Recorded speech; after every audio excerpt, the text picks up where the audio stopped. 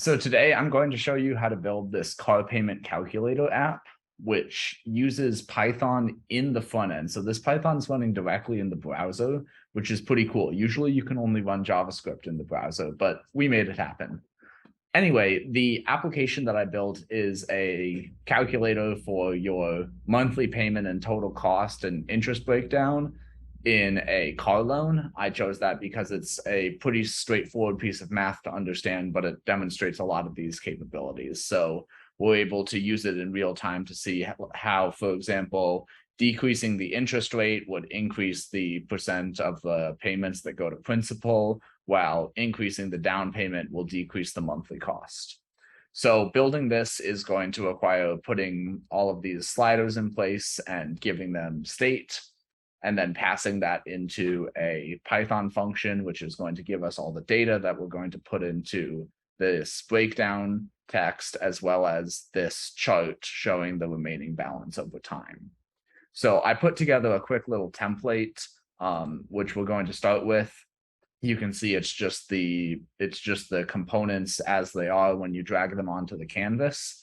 And we're going to go through with this, configure everything, and learn how to build this kind of stateful app. So let's get started by configuring all of these sliders. They're going to be the most important bit of user interface in the whole application. And what we're going to do is go into each one. And the first thing I'm going to do is I'm going to give it a name. Think of this like naming a variable, right? It just makes it easier to reference throughout your project. So I'm going to call this one purchase price slider. And I'm going to give it a label purchase price. Just, let them know that it's in dollars. And I'm going to give it a minimum value of 0. Maybe you're getting the car for free. Maximum value, let's just say 100,000 because maybe you're super loaded. The initial value I'm going to set to 0. We're going to deal with this a little bit later. And then I'm going to do increments of 1,000. So it's just a little bit more convenient to slide it around and get something reasonable. So we're going to repeat this process for all of the other sliders. The next thing I want to account for is down payment. So we're going to make down payment slider. We're going to give it a label down payment in dollars. And let's set its minimum value to 0. Let's say at most you might put down half of the value of the car. And if you're building this application for yourself, obviously you can set these values to whatever you want. For this next slider, we're going to call it the trade-in slider.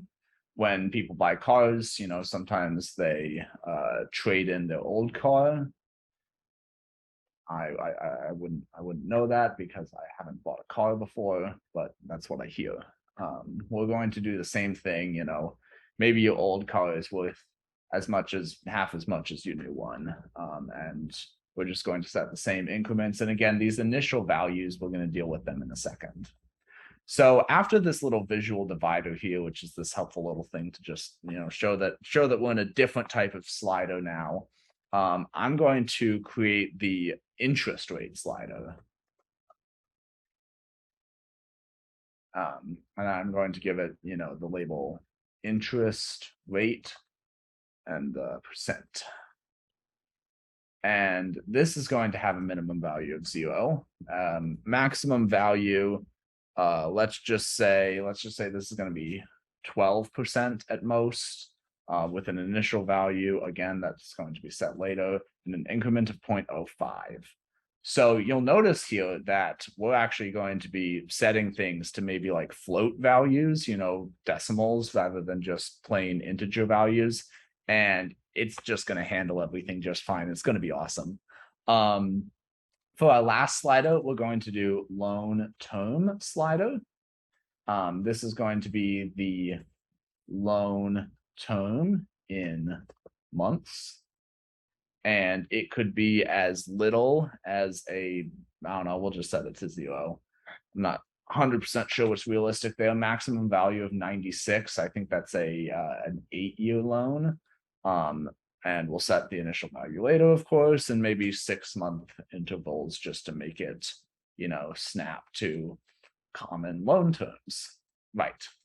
So the other things we can do, we can maybe configure this heading and say, car payment calculator. And these fields we're going to put our output in, so we don't have to worry about them yet. So with our sliders, I've been talking about how we're going to set our initial value later. Well, it's now later. So I'm going to go ahead and select the canvas actually. And with this canvas, what I'm going to do is I'm going to make something called an event handler. So what an event handler is it is okay, this is going to sound like a super obvious definition, but when some event happens, a user loads a page, clicks a button, does whatever, it then handles that event. So it responds to the fact that this thing happened by doing something. In my case, this event handler is going to trigger on the load event, and I'm going to do something called set state. So that state, I'm going to give it a name of purchase price. And let's give it a value of 40,000 because we're buying a really nice car. And this is going to be entered as a integer. It's just going to handle that, right? It understands that this is an integer, and if I maybe put in like 7, that's going to be handled as a string. So it's smart like that. Now I'm going to have to do this 4 more times. We're doing a lot of things multiple times here, but that's okay. Repetition is how you build mastery. So I'm going to do down payment, and maybe I have $10,000 saved up because this is a hypothetical example. And I am also going to have a trade-in value state, trade-in value. And hypothetically, I have a car and it's not that old and it's worth $15,000. This is a cool hypothetical world.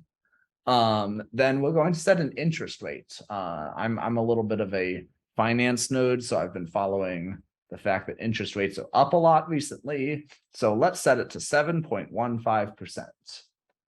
And again, this is going to be a float, not an integer, and it's just going to deal with that. And then finally, we're going to set a loan term in months. Term months. And let's say that 5 years sounds like a really long time, so I'm going to say 60 months. Cool. So now that we have these values, I'm just going to open up the Data Explorer, and you can see all this state. So this state is set on load. So I got to load the page for the state to get set. So now when I open up the Data Explorer, I can see all of this state that we set with these values. So now we're going to be able to use these state values that we created to set the initial value on our sliders. So what that's going to look like is I'm going to create something called a binding. And that is just going to be with a curly brace and then a second curly brace, and boom. Here we have all of these values that we can reference. So I can scroll through this list, or I can start typing, and I'm going to type purchase price, going to hit down, hit enter, and close off that binding. Now I'm going to repeat that process and make a binding to our down payment value, our trade-in value, our interest rate initial value, and finally our loan term value.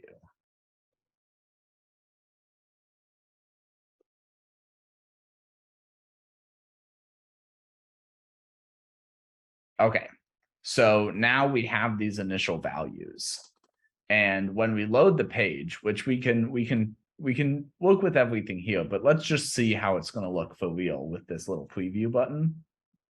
we can see that when the user loads up the final page, you see these values are going to be pre-propagated right there for them to have some realistic defaults. So now is the moment that you have all been waiting for. We are going to make a Python function in the view builder. So I'm going to check out this data explorer again and see this little thing called functions. And I'm going to click create. And it's going to make a function called function1. Again, I'm going to rename that to, let's call it calculate loan. And it's going to be in Python. If I wanted to write JavaScript, I could write JavaScript, but I want to write Python. The first thing I'm going to do is I'm going to pass a bunch of parameters into this function. So the first parameter is going to be price, the purchase price of the car. And I'm going to set that equal to the purchase price sliders value so that it can take users' input in real time and pass it right into this function right away. And if you've been watching, you probably know what happens next. I'm going to do the same thing 4 more times for each of my values, and it's still not going to matter that I'm mixing integers and floats because it just handles it. It's great. So we're going to call down for down payment. That's going to be down payment slider.value. We're going to put in trade for that trade-in value. We're going to put in rate for that interest rate.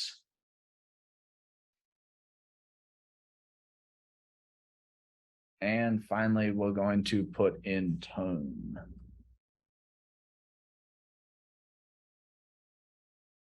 Tone slider. Cool. So now that we have our parameters, we can write a function.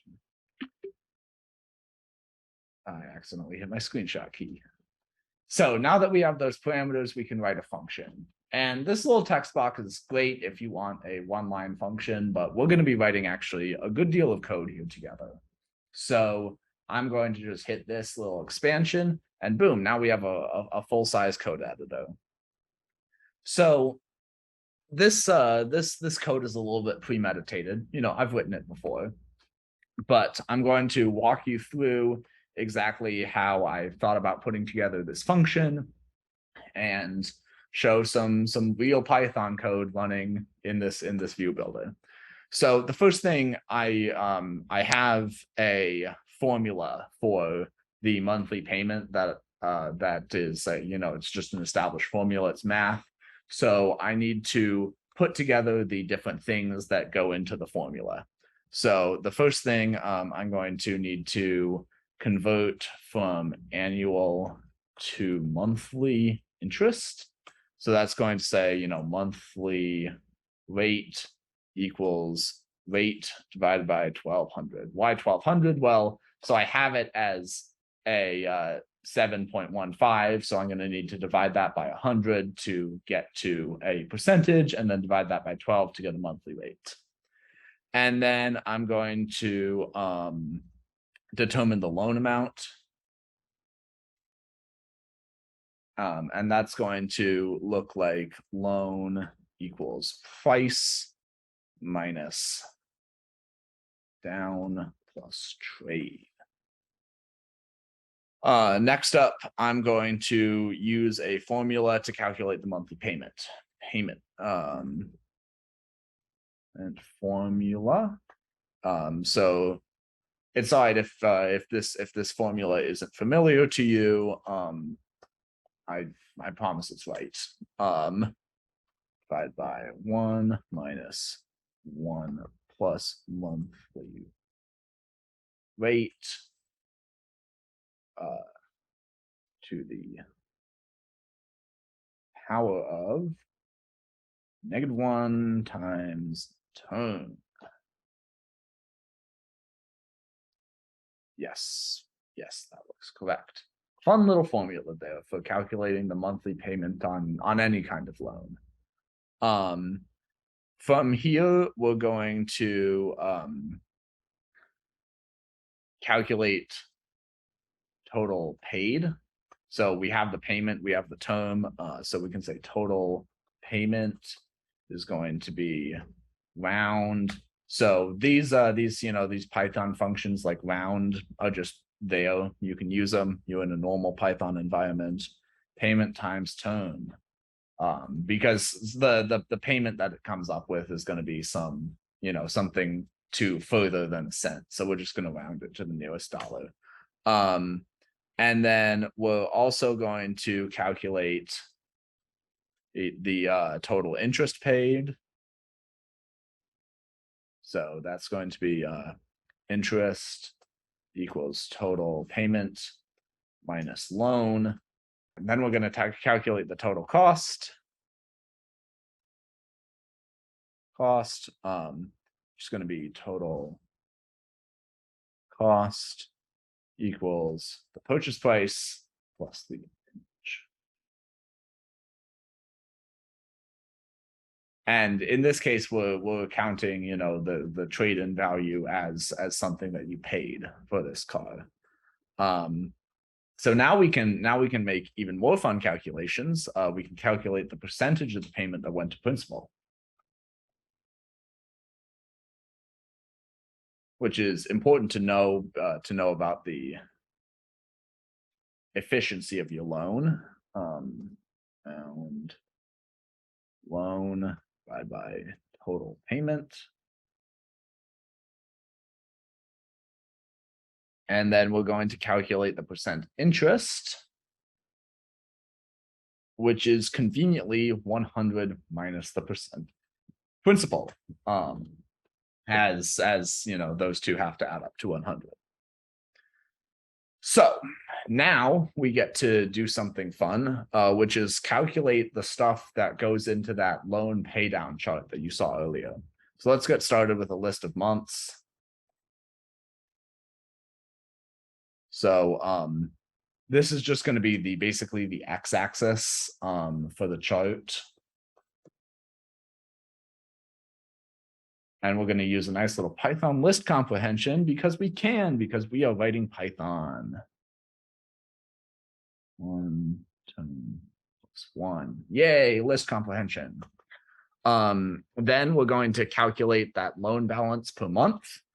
So what that's going to look like is payoff equals. So this is going to be the y-axis for a chart, is what this list is going to become. So now it's for loop time, range, term. So every month, your loan is going to equal the max, because it can't be below 0, of your loan times 1 plus monthly rate. So basically the interest is applied minus the payment is applied, or 0. Let's see, I got a little lost in the parentheses here. There we go.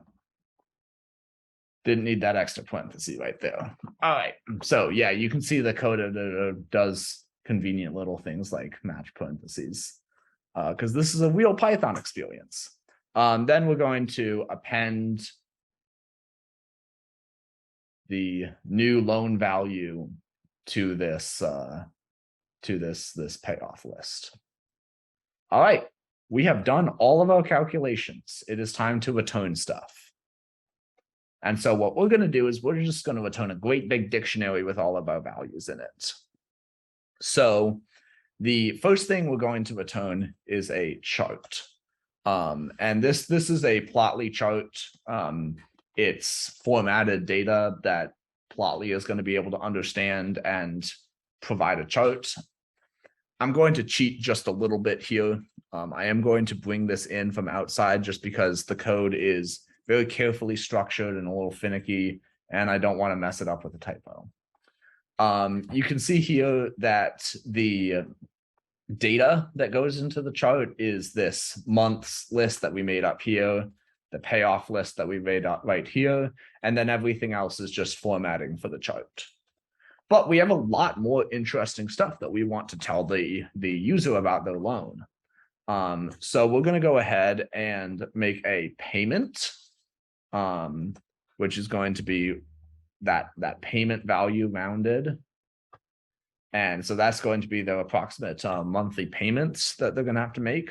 Cost, it's important, you know, if they say the car is $40,000, but it actually ends up costing a lot more than that because of interest, that's important to know. We're going to let them know how much interest they pay actually over the course of the loan. That's important. And then we're going to percent principal is going to be percent principal, and the percent interest is going to be the percent interest. So all of these values are going to be super useful, right? So I've written all this Python code, and miracles do happen. I did not make any typos. You can see here that everything is getting returned exactly as you would expect. So now I can use these values returned by the function in the code. So let's go in here into this text block, get rid of all of this, and start showing off stuff. So we've got our monthly payment. And this text block supports Markdown, which is very convenient. I'm a big Markdown fan. And I'm just going to put here $, which is going to be rendered directly, and then a binding because we are always using those.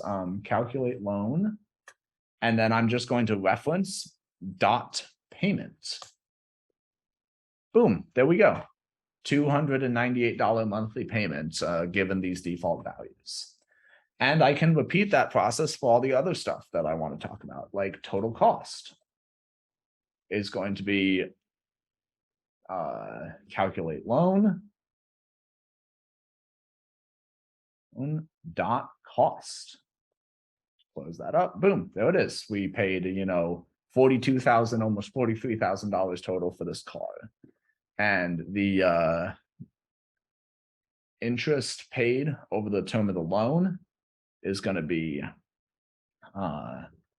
calculate loan dot interest $2,885.